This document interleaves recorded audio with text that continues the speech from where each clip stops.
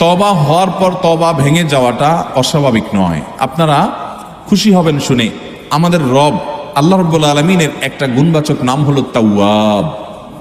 কি নাম ভাই? তাওয়াবের মানে জানেন? আল্লাহু আকবার।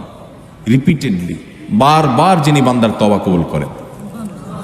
এই জন্য ভাই, একবার গুনাহ হয়ে গেছে, আল্লাহর কাছে তওবা করেছেন, চেষ্টা করছেন যে আর যেন না হয়, কিন্তু আবার শয়তান কাত করে ফেলে দিয়েছে, আবারও তওবা করে ফেলবেন এবং দুর্বল হবেন না। এখানে ইবলিস আপনাকে বলবে, তুই এতবার একই কাজ করে তওবা করছস আল্লাহর কাছে, আবার কোন মুখে তওবা করবি, থাক বাদ দে। আপনার তওবা থেকে দূরে সরাবে। এটা হলো শয়তানের সবচেয়ে বড় অস্ত্র। কখনো নিরাশ হওয়া যাবে না। তওবা আগের বারের চাইতে পরের বারটা আরো স্ট্রং করবেন, যে ঠিক আছে আগের বারটা তওবা আমি দুর্বল ছিল, এটাকে আরো স্ট্রং করব, চেষ্টা করবো না ইনশাআল্লাহ।